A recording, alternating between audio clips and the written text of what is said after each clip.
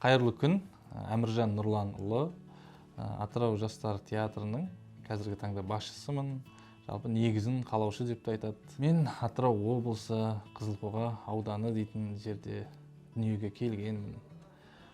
Сол Сағыз ауылында Кенбай орта мектебін 9 сыныпқа дейін оқып, тамамдап, одан кейін осы Атырау қаласына Дина Нұрпейісова атындағы музыкалық академияға актерлық шеберлік бөліміне оқуға түсіп, сол бөлімді тамамдағанбыз. Есімім Гүлнұр Саясатқызы. Атырау облысы Құрманғазы ауданы Дашын ауылында, қазіргі Хиуаз апамыздың атындағы ауыл. Сол жерде дүниеге келдім.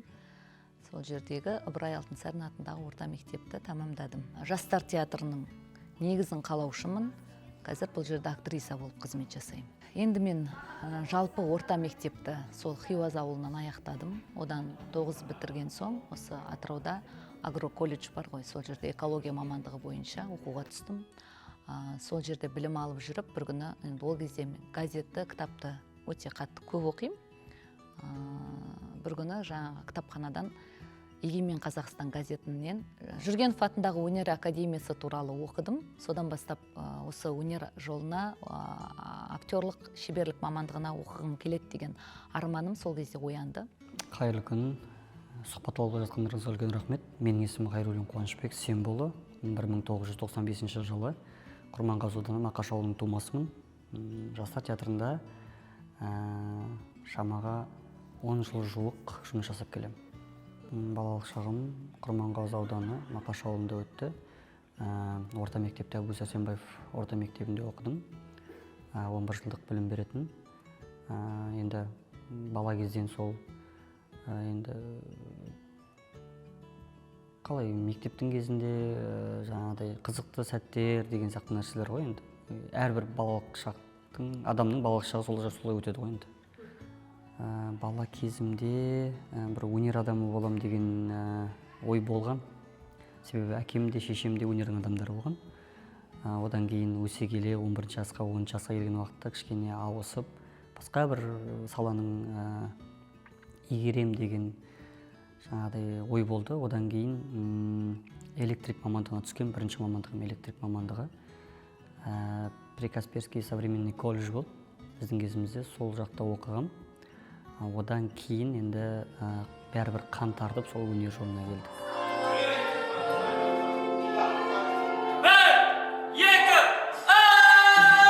Махаббаттың құдірет күші әлі билеп, екі жастың табыстырған жүрегін, жастық жалын асыл арман ағын ниет, бақыт сыйлап ұсынып. Бала күнімізден бері мен сол мектеп оқып жүргеннен ақ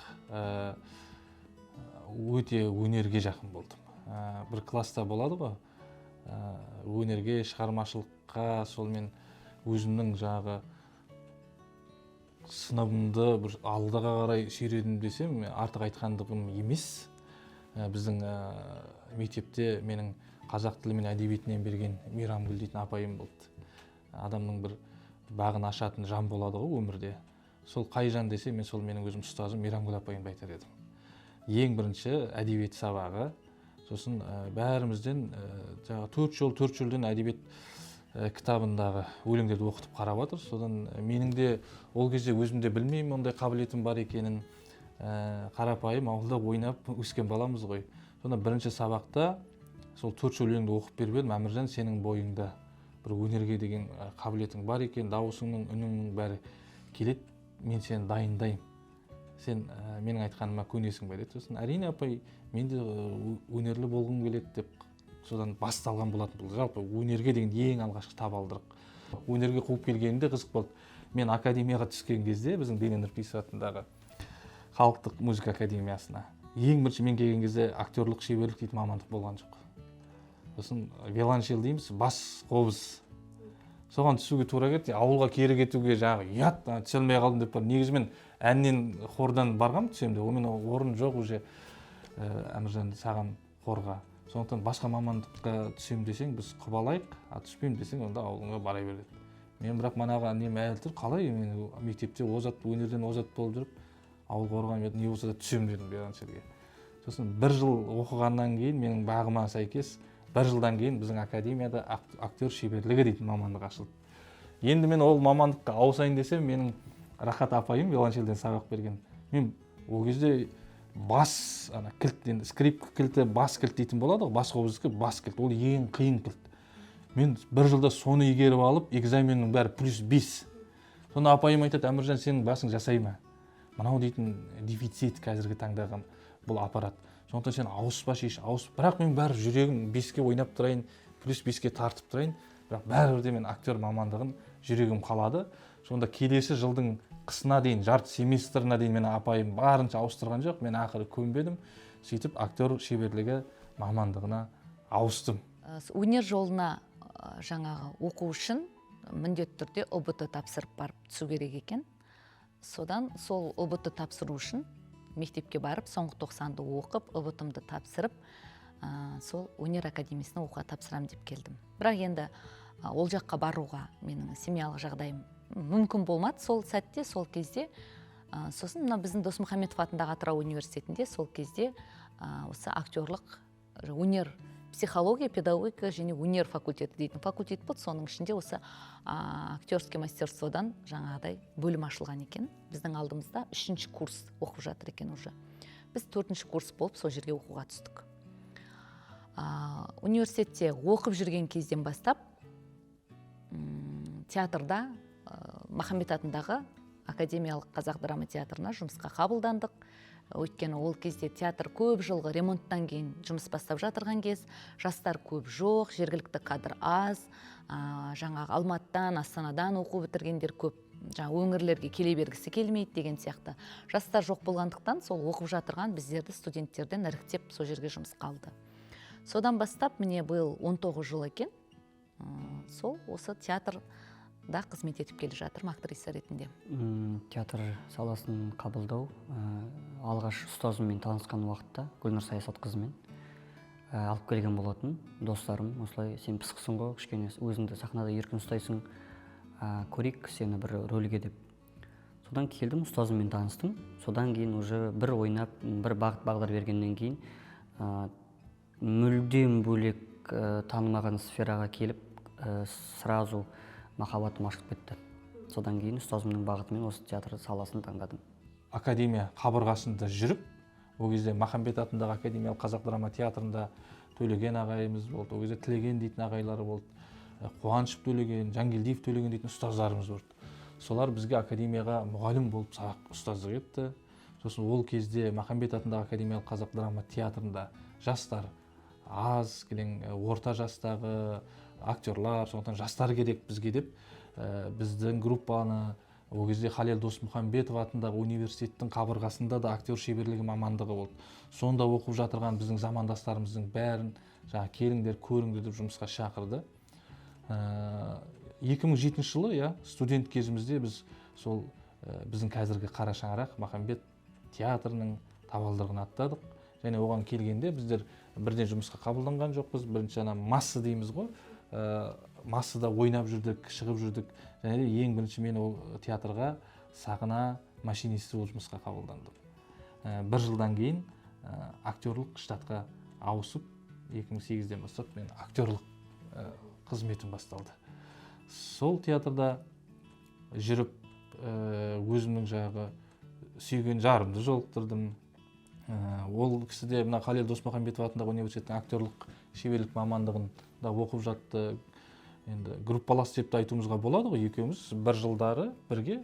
Ол кісі тек универде, мен академиядан, бірақ театрға бірге келдік, бірге қабылдандық. Содан отбасын құрдық. Жалпы театр мен үшін ол менің өзімнің сүйген мамандығым, ол өмірімдегі өте үлкен айрықша бір рөл атқарады десем, мен артық айтпаймын.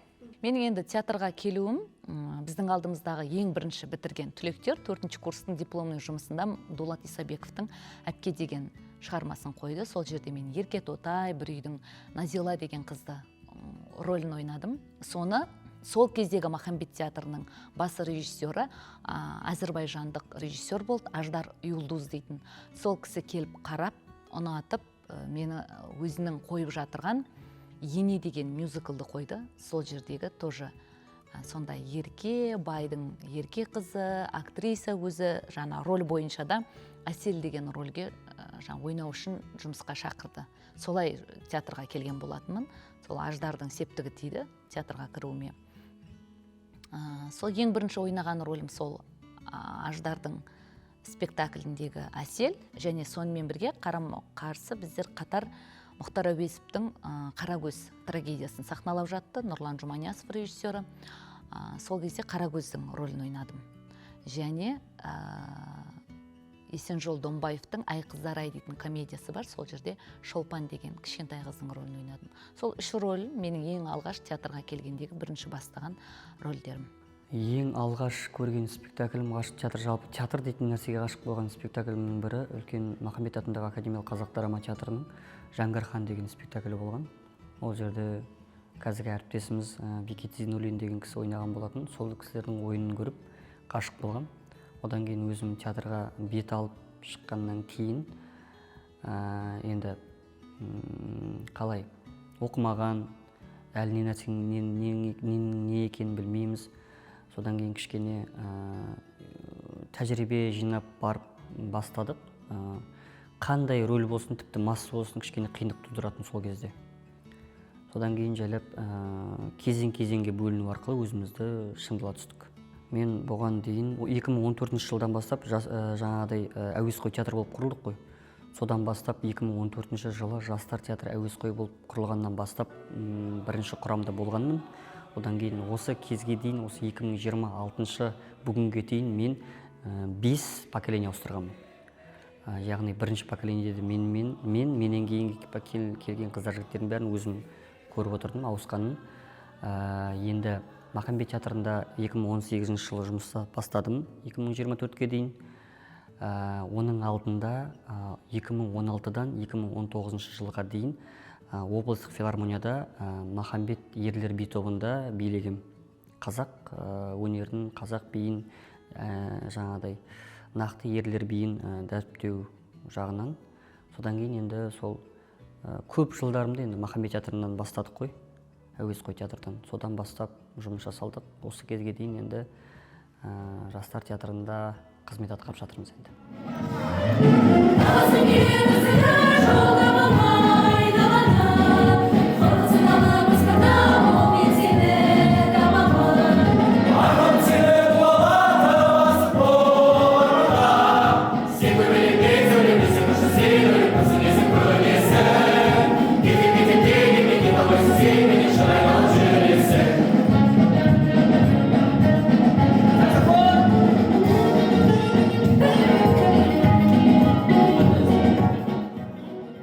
Әрине есімде.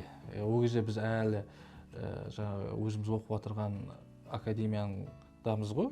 Бірақ театрға келгенде ол өте басқа, ол бұрынғыдай бір көркем сөз оқып, сахнадан қақшиып шығып, қақшиып кету емес. Ол жерде сен спектакльде ойнауың керек. Менің ең бірінші осы театр табалдырығын аттағанда Керқұл атты Кендебай дейтін балаларға арналған ертегі болды. Сонда Кендебайдың рөлін берді маған. Сол кезден менің шынымен де осы актерлік жұмысым басталды. Ол жердегі ізденістер, алдыңғы буын ағалардың жасап жатқан жұмысына қарап, содан өзімізге бір жақсы жағын алу, кез келген қойылымды жібермей қарап, өзімізге керегін алу. Жалпы кәдімгі практика дейміз ғой, практика жүзінде кәдімгі бізге театрда менің актерлік өнеріме сол бірінші сахна машинесі болып кіргеннен бастап, мысалға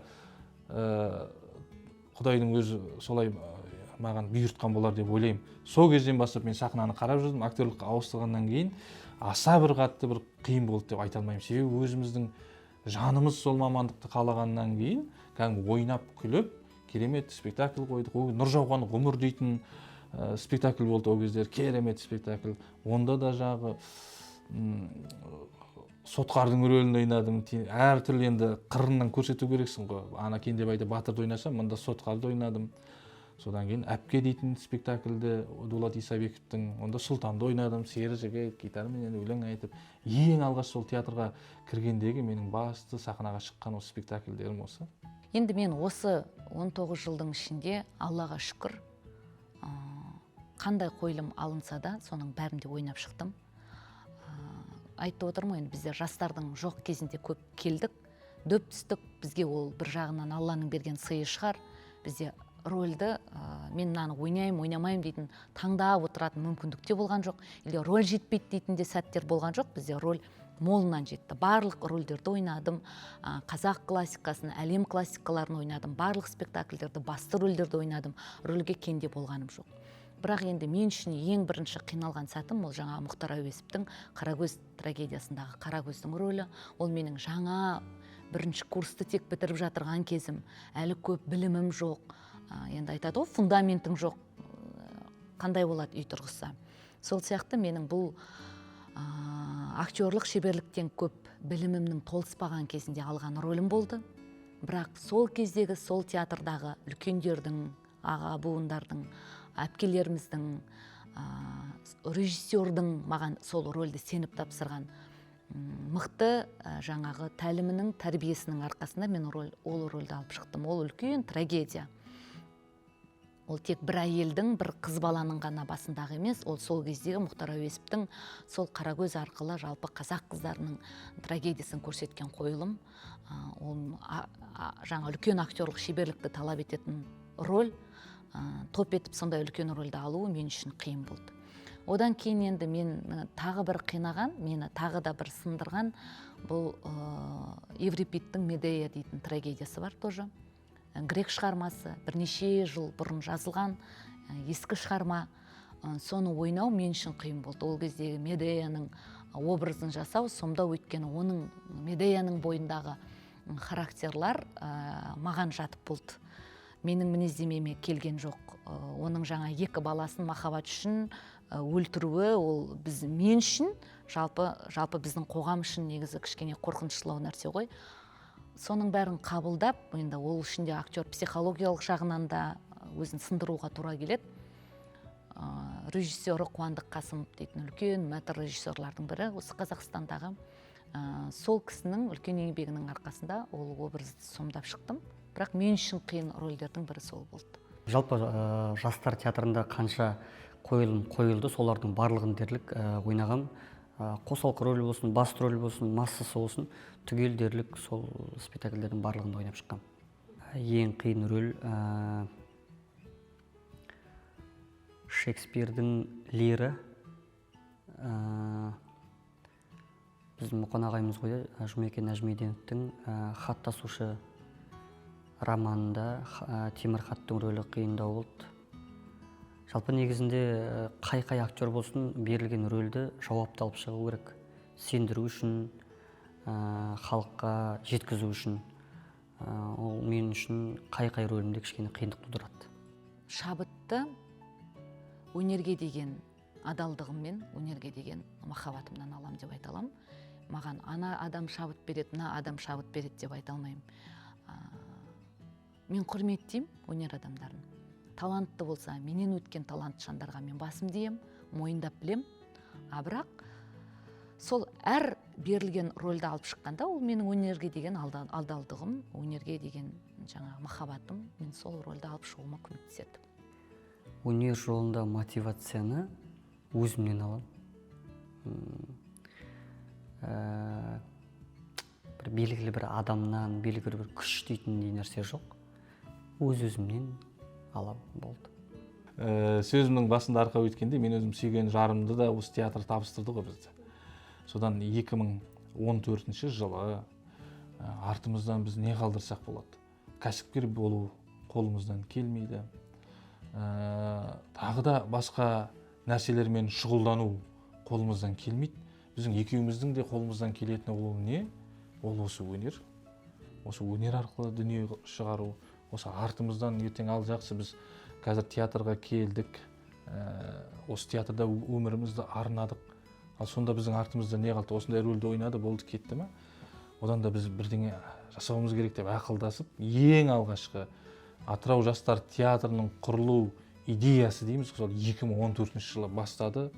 Сол жылдары біздер мектеп оқушыларын, студенттерді жинап, шағын қойылымдар қойып бастадық. 15 минуттық, 20 минуттық, ол қалай басталды? Ол мына біздің қазіргідей мына үлкен парктер жоқ. 14 жылы Жилгородокта, естеріңізде болса, парк болды. Құрманғазы атындағы мәдениет сарайының қасында. Сонда мына мектеп оқушылары мен студенттердің басын құрап, шағын эпизодтық қойылымдар қойып бастадық. Ол кезде бізді ешкім танымайды, ешкім білмейді, бірақ өзіміз театр ашамыз деген алдымызда үлкен арманымыз бар. Сол мақсатқа біз қалайда жетуіміз керек деп, парктерде, көшелерде, мына қазіргі осы жастар театрының жанындағы мына паркта, ол кезде ескі парк болды. Сол кездерде қойылымымызды қойып бастадық.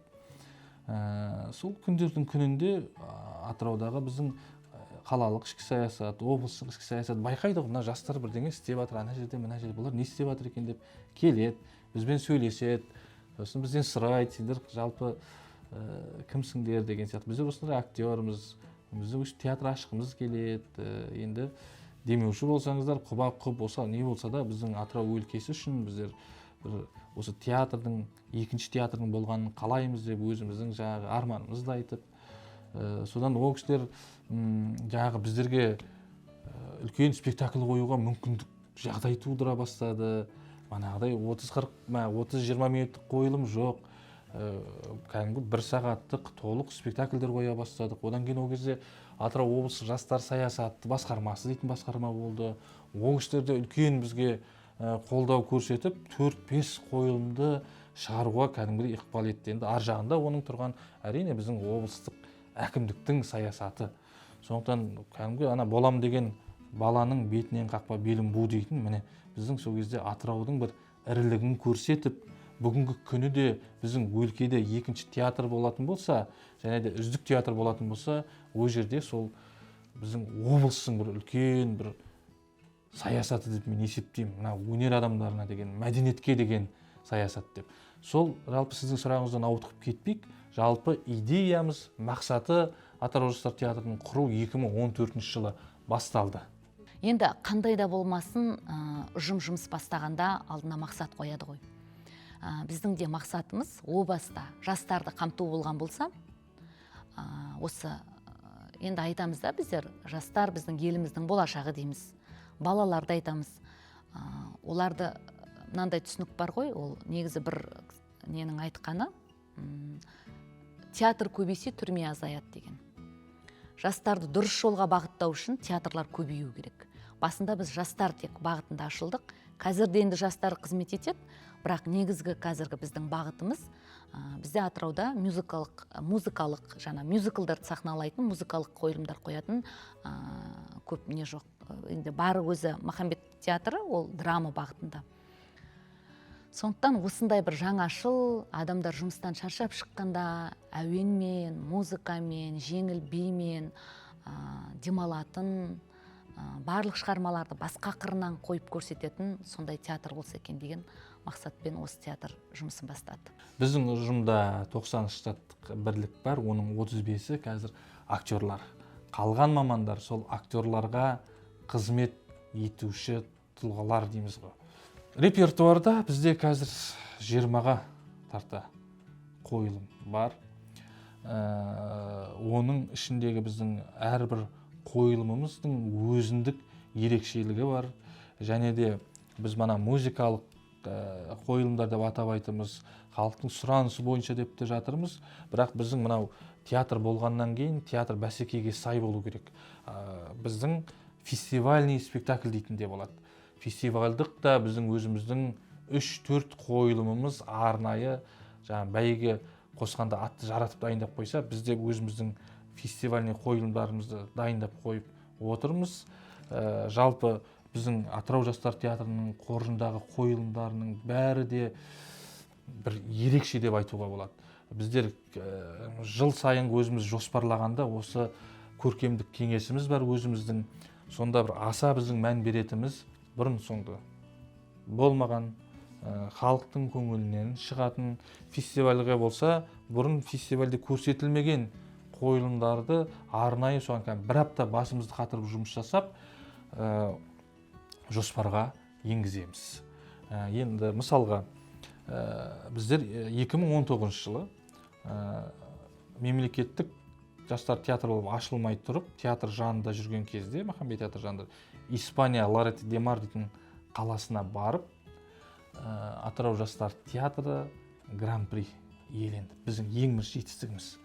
Осы Испанияда өткен халықаралық театр фестивалінде алған біздің гран-приіміз осы Атырау жастар театрының ашылуына мемлекеттік болып арқау болды десем, мен артық айтпаймын. Одан кейін 2021 жылы Крим Керчь қаласында өтетін Боспорская агония дейтін дәстүрлі жыл сайын өтетін халықаралық театрлар фестивалі бар. Сонда біз Клеопатра дейтін қойылыммен барып, одан да бас жүлдені алып, және біздің актрисамыз Клеопатраны ойнаған Ғани Кукатова үздік әйел адам бейнесі дейтін екі бірдей номинацияны алдық. Ол бұрын соңды Атыраудың тарихында болмаған нәрсе. Мен театрға официальный 2007 жылы жұмысқа кірдім, бірақ 2006-2005 жылдардан бастап біз сол жерде оқып жүріп, жаңа студент болып жүріп, көпшілік сахналарға масса ретінде шығып жүрдік.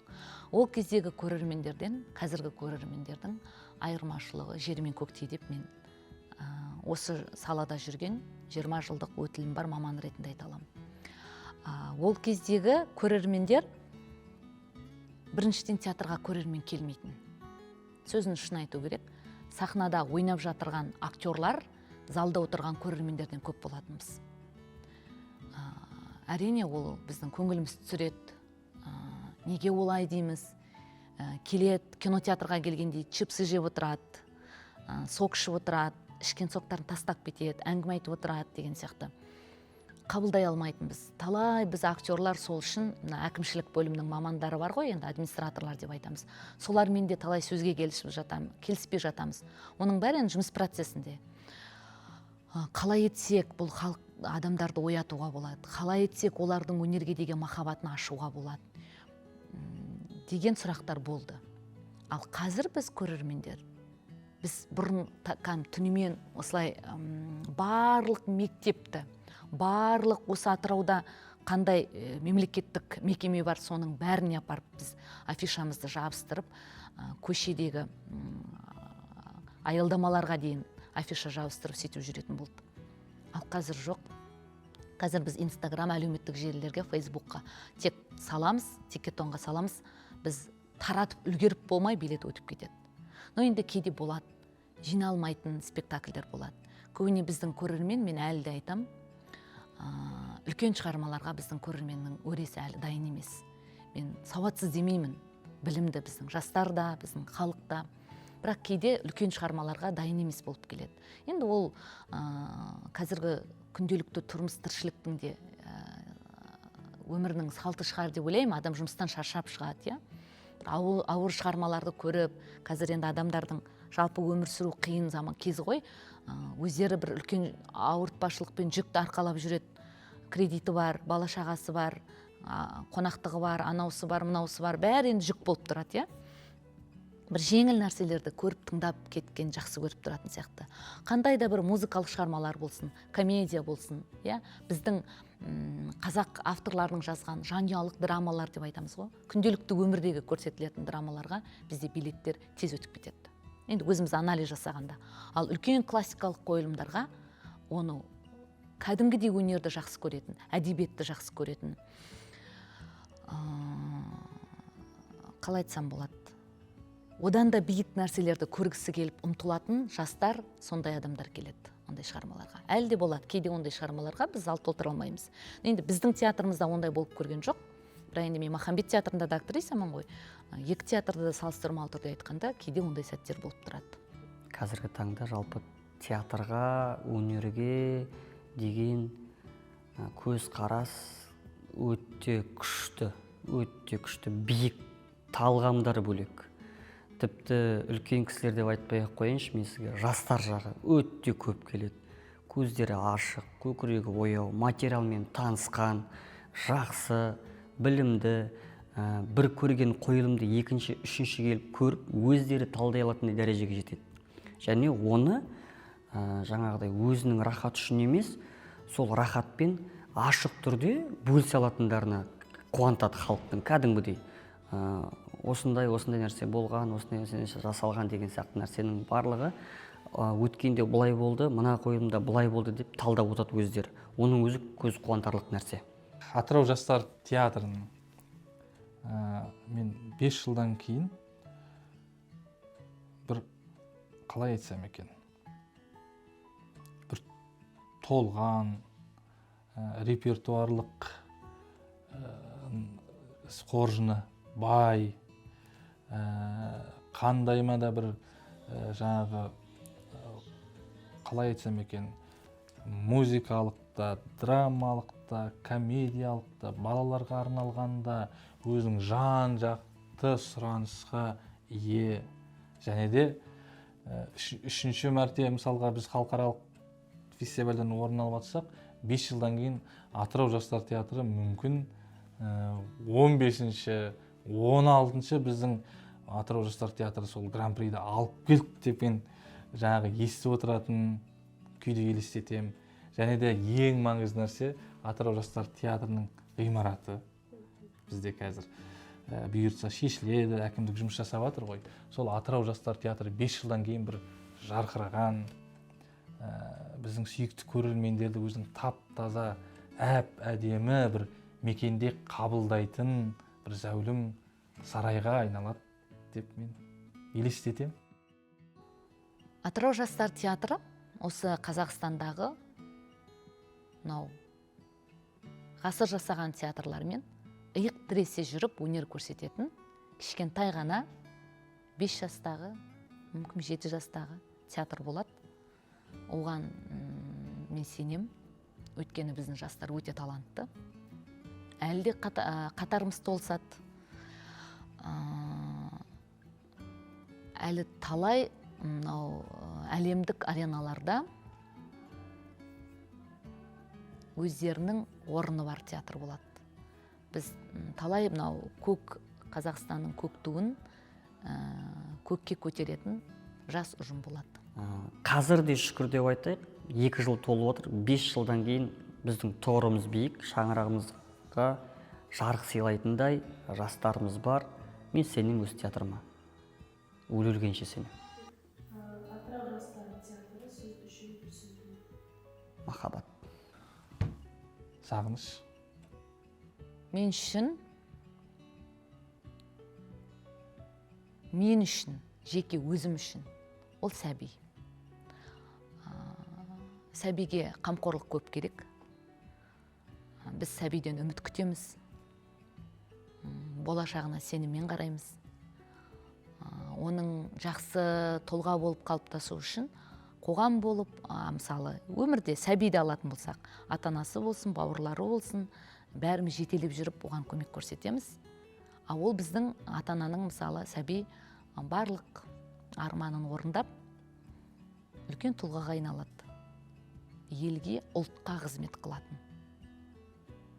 Жастар театрда сондай, ол сәби. Оған қолдау керек қазіргі сәтте. Үміт күтуіміз керек, болашағына сеніммен қарауымыз керек.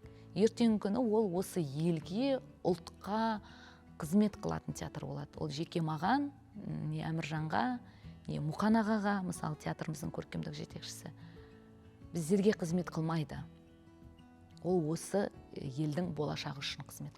2026 жылға арналған жоспарымен осы күні кеше мен жаңалықтарға шақырып осы сұрақты қойғанда мен жауап бермеп едім. 26 жоспарын, себебі әр театрдың өзінің құпиясы бар ғой деп. Бірақ енді айтайын, оның уже жыл басталды, бастап уже премьераға да кірісеміз ғой. Биылғы жылға біздер 5 қойылым алдық 2026 жылға. Ең алдымен біздер осы 15-нен бастап, осы айдың мұғалім дейтін бір керемет қойылымға кірісеміз. Оған арнайы режиссер шақыртып жатырмыз басқа жақтан. Қазір өздеріңіз білесіздер, мен жаңа біздің театрдың бағытында айттық қой. Жалпы әлеуметтік маңызға ие өзіміз ойланамыз, бізге қай тұстарымыз кемшіл кетіп жатыр, қай тұстарымызды біз қалай көрсетеміз халыққа деген сияқты жұмыстанып жатырмыз. Сондықтан біз әдейі мұғалімді алдық. Осы биылғы жоспарымыздың бірінші спектаклі мұғалім дейтін керемет қойылыммен басталады. Қазір қоғамда өздеріңіз білесіздер ғой, енді мұғалімдердің мәртебесі деген нәрсе бар. Сол бәрімізде жаңағы ғалымы да, шахтері де, ғарышкер де, актер да бәрі де осы мұғалімнен ең алдымен шыққан адамбыз ғой. Мұғалімнің тәрбиесін алған адамбыз. Сондықтан мұғалімнің мәртебесін көтеру мақсатында бір музыкалық, тағы да бір керемет мұғалім дейтін қойылымды алдық. Бірінші қойылымымыз. Екінші қойылымымыз біздер жаңағы өлі жандар дейтін қойылымды алып отырмыз. Бұл да әлеуметтік маңызға ие.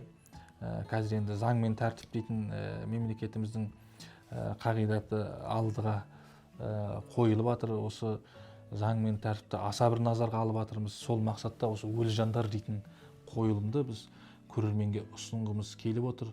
Оның айтары не десеңіз, оның айтары сол жалпы қоғамдағы жаңағы өрескел деп айтамыз ба, қалай айтса екен, тәртіп бұзушылық дейміз ба, болмаса әртүрлі енді лудоманияңыз бар, қазіргі басты өзекті мәселе наркомания дейміз. Қазіргі жастардың арасындағы неше түрлі сондай нәрсе көп қой. Соның бәрін бүйтіп жауап бұлай істеуге болмайды. Қадірлі жастар, яғни біздің көрермендеріміз деген сияқты бір әлеуметтік маңызға ие осы қойылымды алдық. Екінші қойылымымыз. Үшінші қойылымымыз ол дейтін енді махаббат бекеті. Ол киноны бәріңіз көрген боларсыздар. Мен қоса айта кетейінші, бұл енді үшінші премьера, ұмытып қалмаңыз. Тақиялы періште киносы болды, спектакль болған жоқ. Ең алғашқы Атырау жастар театры Тақиялы періштені театрлық нұсқасын бастады. Бізден кейін қазір басқа облыстар қойып жатыр. Менің атым Қожа. Тек кинодан көрдіңіздер, бұрын театр сахнасында сахналанған жоқ. Жастар театры сахналады. Онда қазір уже басқа театрлар алып репертуарына енгізіп қойып жатыр. Сол сияқты махаббат станциясы, махаббат бекеті керемет кино ғой, қазір жастар арасындағы, жастарға арналған бір. Соны біз өзгертіп, кинолық нұсқасын осы біздің театрлық нұсқаға әкеліп, бұйырса көрермен назарына осы махаббат бекетін ұсынамыз деп отырмыз.